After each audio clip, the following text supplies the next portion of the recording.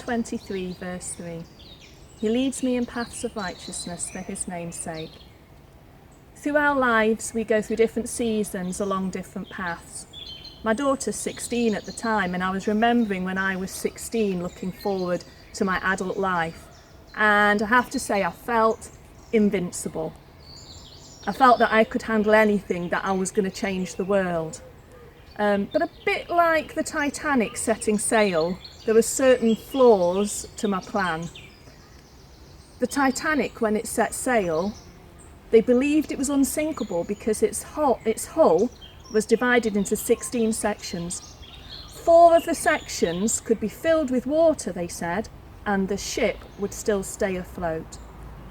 I was taught at primary school that there was a gash down one side and 5 of these sections filled with water. Now, when they found the Titanic at the bottom of the sea in 1985, they realised that actually that didn't happen. It was one section.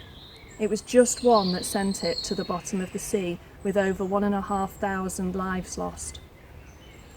So, setting forth on my journey in life, what I didn't realise was actually my weaknesses. At that age, you haven't even realised half of the weaknesses that you have.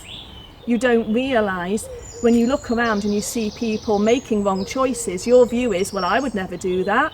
I would never make that choice. And yet, we do, because we are sinful.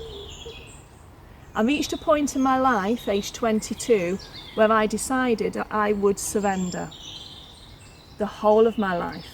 Not just the parts of my life and keep control of some of them, but I would surrender all of it. Now, surrendering all of it means surrendering your will. It means repenting. It means saying, God, you are Lord of my life. I will have a soft heart.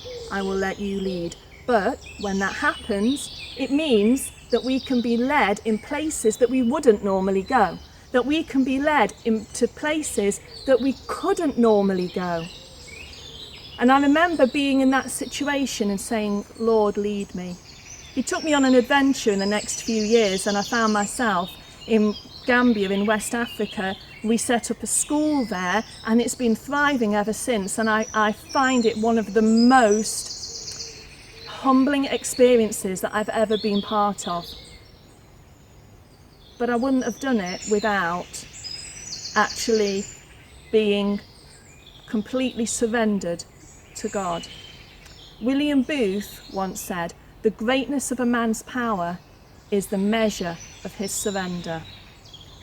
So I would say to us all today, and I know in my life too, this is a daily battle with our will, a daily repentance, a daily surrender, so that ultimately we can follow paths of righteousness for his name's sake, that we care less about the admiration of our peers, and we do it for an audience of one. We bring about his glory in our lives.